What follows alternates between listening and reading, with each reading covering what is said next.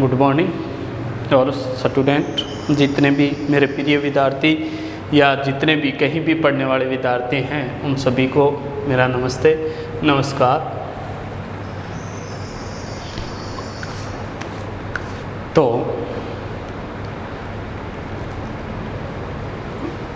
हम अध्ययन करेंगे अपना जो सब्जेक्ट है राजनीति विज्ञान।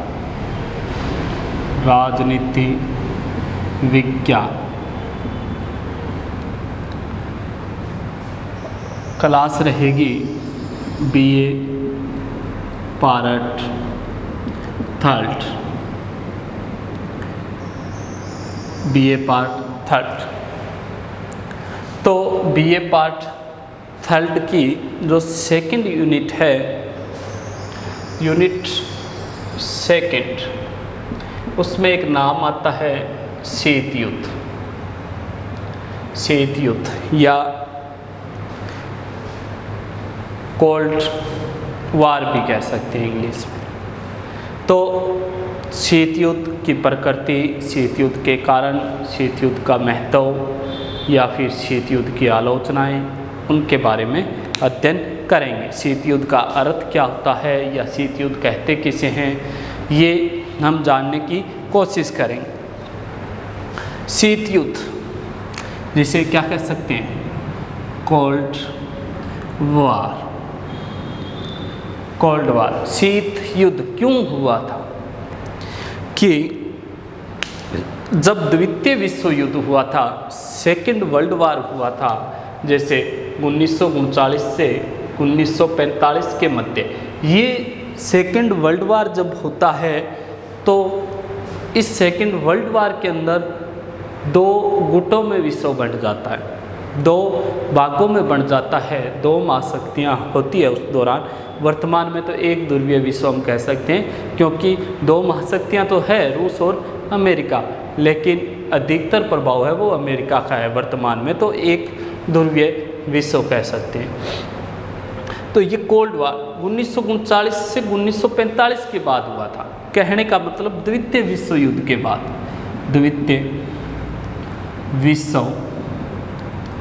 युद्ध के बाद, कि द्वितीय विश्व युद्ध के बाद हुआ था। क्यों हुआ था?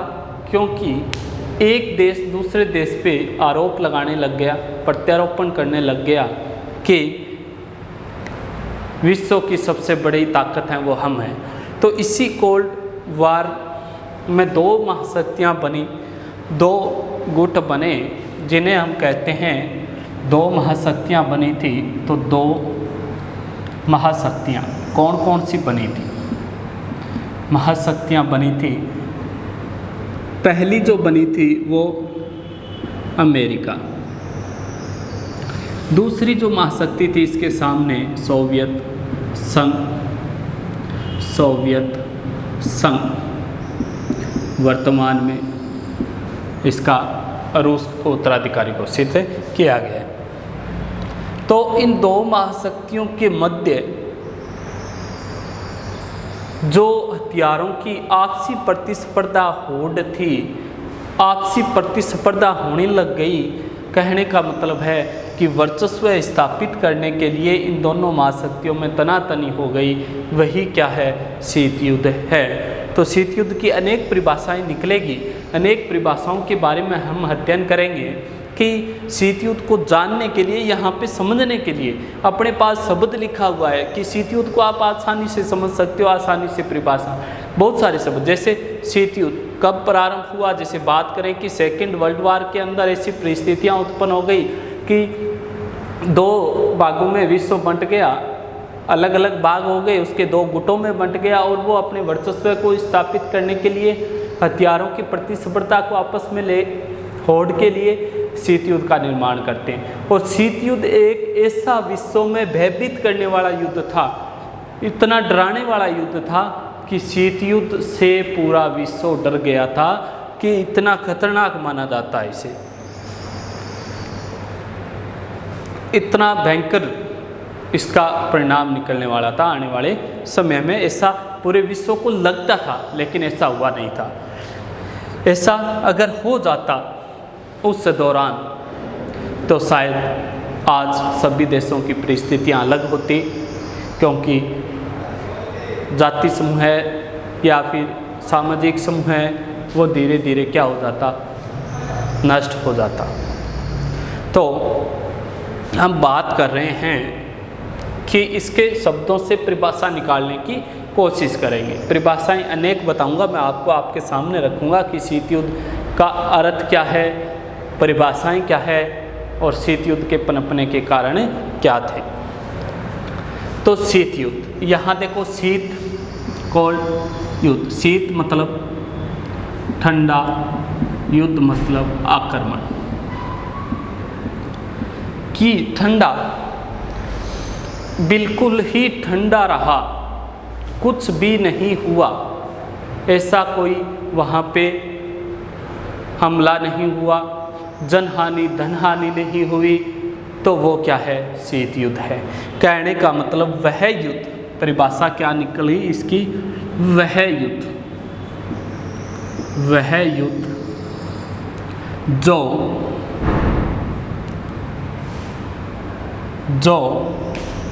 जनधन की हानि न होकर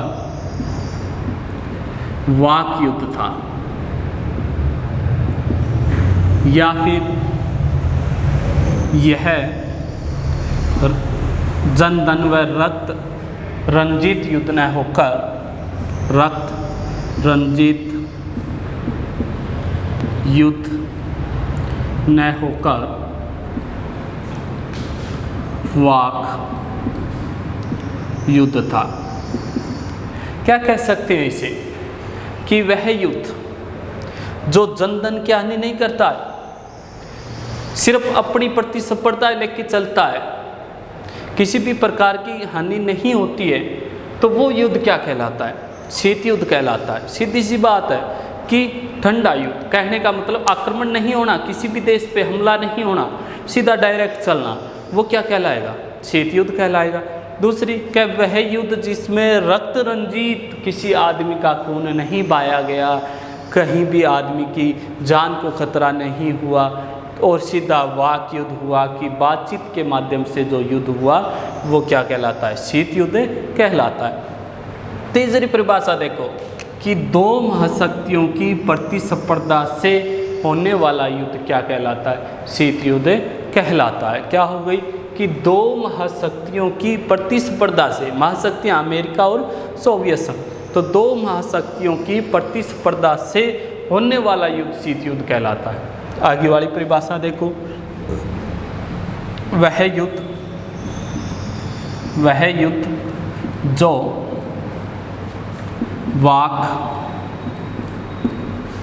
पत्थर, रेडियो के माध्यम से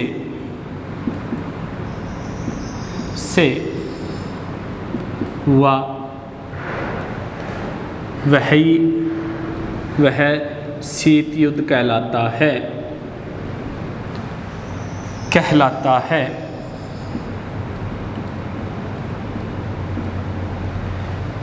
कि वह युद्ध जो वार्तालाप के माध्यम से,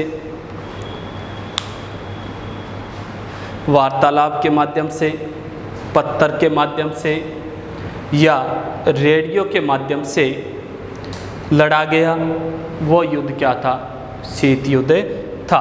तो शीत युद्ध की परिभाषा कितनी पढ़ ली हमने। जैसे बात करें कि वार्तालाप, एक देश दूसरे देश की वार्तालाप के माध्यम से, पत्रों के माध्यम से, या फिर समाचार पत्रों के माध्यम से, या न्यूज़ के माध्यम से, या रेडियो के माध्यम से प्रतिस्पर्धा करते थे, वही क्या कहलाया, शीत युद्ध कहलाया। इसके बाद देखो, दो महाशक्तियाँ, दो गुट बने। जैसे दो गुटों में बात करेंगे अमेरिका की, अमेरिका जिस विचारधारा को मानने वाला देश था वो थी पूंजीवादी लोकतंत्र। इस महाशक्ति का विचारधारा कौन सी हो गई, पूंजीवादी लोकतंत्र। दूसरी जो सोवियत संघ था,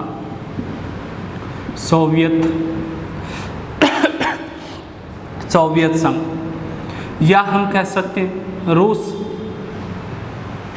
तो सोवियत संघ या रूस की बात करें, ये साम्यवादी विचारधारा को मानता था। किसको? साम्यवादी विचारधारा। तो कितनी विचारधारा? दो, पूंजीवादी विचारधारा और साम्यवादी विचारधारा। तो जाहिर सी बात है कि वह युद्ध जो दो विचारधाराओं के माध्यम में, या दो विचारधाराओं का युद्ध था, या दो विचारधाराओं को लेकर लड़ा गया, वो क्या कहलाता है? शीत युद्ध कहलाता है। क्योंकि अमेरिका पूरे विश्व में पूंजीवादी विचारधारा को स्थापित करना चाहता था, सोवियत संघ पूरे विश्व में साम्यवादी विचारधारा को स्थापित करना चाहता था। तो दो विचारधाराओं के मध्य लड़ा गया युद्ध क्या कहलाता है? शीत युद्ध कहलाता है। इसके बाद देखो कि शीत युद्ध है, उसके बारे में भारत के प्रधानमंत्री हुए थे, प्रथम प्रधानमंत्री पंडित जवाहरलाल नेहरू ने क्या कहा है? पंडित जवाहरलाल नेहरू के शब्द, पंडित जवाहरलाल नेहरू। पंडित जवाहरलाल नेहरू क्या कहता है? शीत युद्ध दो महाशक्तियों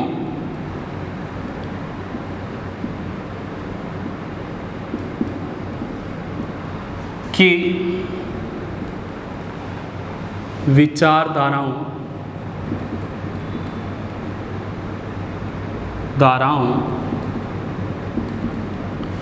का भयभीत रूप था।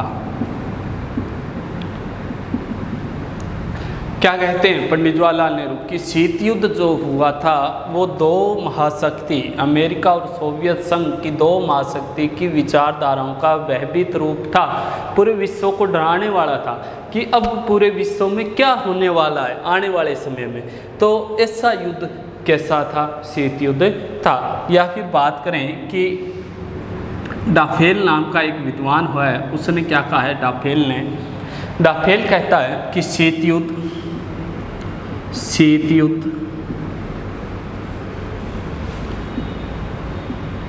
धर्म रूपांतर युद्ध था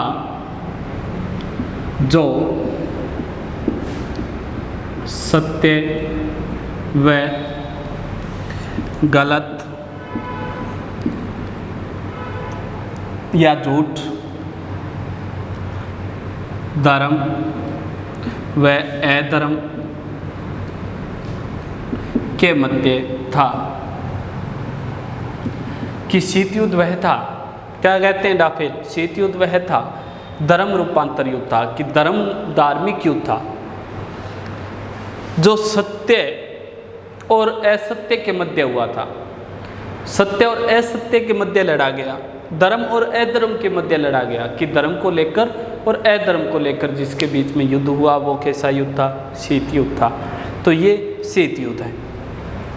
तो शीत युद्ध हम कह सकते हैं कि ठंडा युद्ध, वो जो वाक युद्ध होता है उसे ही शीत युद्ध कहा जाता है, जो संचार, रेडियो, पत्र पत्रिकाओं के माध्यम से लड़ा गया वही शीत युद्ध था। अब देखो शीत युद्ध में हमने पढ़ा कि सेकंड वर्ल्ड वार के बाद शीत युद्ध प्रारंभ होता है। तो 16 फरवरी 1946 को प्रथम बार शीत युद्ध शब्द का इस्तेमाल हुआ। 16 फरवरी 1946 को प्रथम बार शीत युद्ध शब्द का प्रयोग हुआ। शीत युद्ध शब्द का प्रयोग या प्रारंभ हुआ। कि आपसे पूछ ले शीत युद्ध है विश्व में कब से प्रारंभ हुआ, तो कहोगे 16 फरवरी 1946 को लेकर प्रारंभ हुआ था। अब हम पढ़ेंगे कि शीत युद्ध जो है वो विश्व को डराने वाला युद्ध था, हथियारों की होड़ वाला युद्ध था, या फिर ज़्यादा से ज़्यादा अपनी विचारधारा को फैलाने वाला युद्ध था। अब देखो शीत युद्ध में जो दो महाशक्तियाँ थी वो क्या कर रही थी कि दो गुटों में अधिक से अधिक देशों पे वर्चस्व स्थापित करने की या अपनी विचारधारा को स्थापित करने की कोशिश कर रही थी। तो छोटे देश किन कारणों से महाशक्तियों के काम के थे या महत्व के थे कि शीत युद्ध में दोनों महाशक्तियां जो छोटे छोटे देश थे उन पे ही अधिक वर्चस्व स्थापित करना क्यों चाहते थे या उन पे अधिकार करना क्यों चाहते थे या दोनों विचारधाराओं को फैलाना क्यों चाहते थे।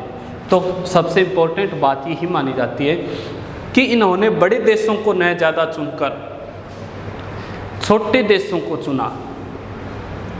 ऐसा क्या कारण था? ऐसा क्या कहोगे? पहला कारण था आर्थिक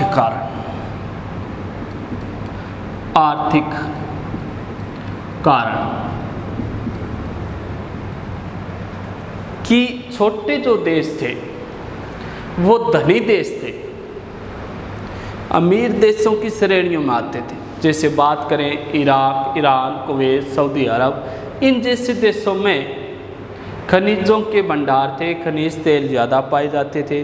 तो छोटे देश अपने देश की सुरक्षा के लिए, कि जैसे बात करें कि भारत में भूटान देश है, पड़ोसी देश है भारत का, तो हम पढ़ते हैं या आपने सुना होगा या आपका कोई भाई बहन आर्मी जिसने ज्वाइन कर रखी है उनसे पूछना कि छोटे देश भूटान का पैकेज आता है, भारतीय सेना जाती है उस देश की रक्षा करने के लिए। तो क्यों? वो आर्थिक मदद करती हैं भारत की सेना के बदले। श्रीलंका में भी जाती है, बॉर्डर पे वहाँ पे भी जाते हैं। तो अलग अलग देशों का पैकेज आता है। कहने का मतलब है कि छोटे देश अपने देश की सुरक्षा करने के लिए या फिर अपने देश की सीमा को बचाने के लिए वो बड़ी महाशक्तियों के साथ जुड़ते थे। तो छोटे देश थे वो बड़ी महाशक्तियों से अपने देश की रक्षा के लिए जुड़ते थे और यही महाशक्तियाँ हैं उनकी रक्षा के बदले हेतु आर्थिक मतलब कि धन लेती थी। और धन की दृष्टि से बड़े देश हैं वो छोटे देशों के साथ या दोनों महाशक्तियाँ हैं वो छोटे देशों के साथ जुड़ती थी। तो ये एक नंबर कारण हो गया आर्थिक कारण। समझ में आ गया होगा क्या कारण है कि छोटे देश अपने देश की रक्षा करने के लिए हेतु बड़ी महाशक्तियों से जुड़ते थे और बड़ी महाशक्तियाँ उनकी रक्षा करने हेतु उनसे आर्थिक सहायता लेती थी। दूसरा, सैन्य ठिकाने जैसे सैनिकों को रखने के लिए, मिसाइलों को तैनात करने के लिए ये देश उपयुक्त माने जाते थे कि छोटे देश थे। जैसे बात करें सोवियत संघ है वो अमेरिका के पास, एक क्यूबा छोटा सा द्वीपीय देश है। कौन सा?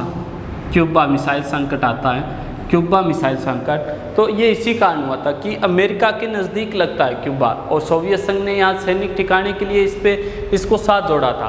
कहने का मतलब क्यूबा सोवियत संघ के साथ जुड़ा हुआ था, अमेरिका क्या आ गया उसके एकदम नज़दीक आ गया ताकि कभी भी आक्रमण करना पड़े तो हम आसानी से उस देश पे आक्रमण कर सकें। तो इसी कारण कि अपने सैनिकों को रखने के लिए,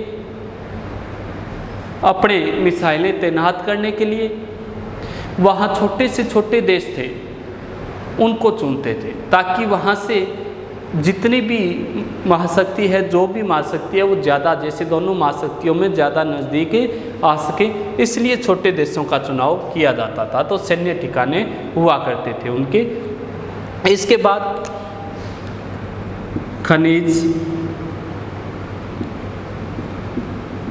तेल के भंडार या खनिजों की दृष्टि से कि छोटे देश हैं वहाँ पे खनिज ज़्यादा पाए जाते हैं।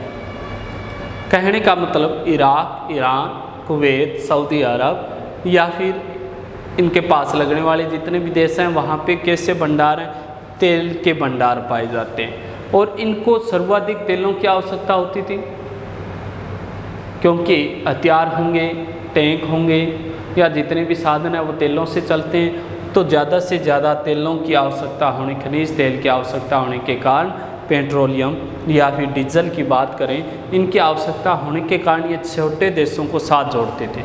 ये सामरिक दृष्टि से छोटे देश महत्व रखते थे। तो 3 हो गए। 4 नंबर,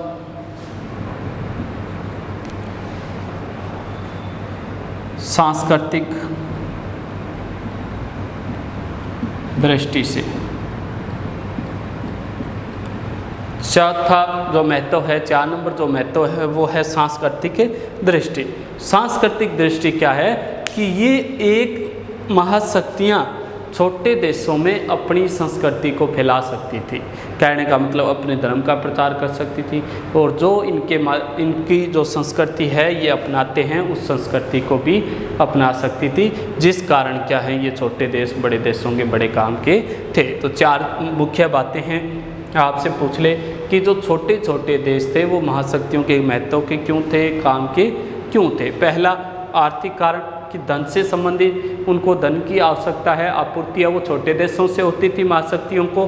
दूसरा सैन्य ठिकाने कि किसी भी महाशक्ति पर आक्रमण करने के लिए उनके नज़दीकी ठिकानों तक पहुँचा जा सकता है, उनके नज़दीक पहुँचा जा सकता है, ताकि कभी भी आवश्यकता पड़े तो उन पर आक्रमण किया जा सकता है। खनिजों की दृष्टि से, क्योंकि जैसे कुवैत, इराक, ईरान, इन देशों में खनिज तेलों की प्रचुर मात्रा थी और प्रचुर मात्रा होने के कारण इन्होंने इन देशों पे ज़्यादा ध्यान देना शुरू किया। सांस्कृतिक दृष्टि से कि अपनी विचारधारा को फैलाने के लिए, अपनी संस्कृति को फैलाने के लिए, अपने धर्म को फैलाने के लिए छोटे देशों को चुना। तो आपने नोट कर लिया होगा, साथ साथ में नोट करते रहना, और आपको कोई भी बात पूछनी हो तो कमेंट के माध्यम से पूछ सकते हैं।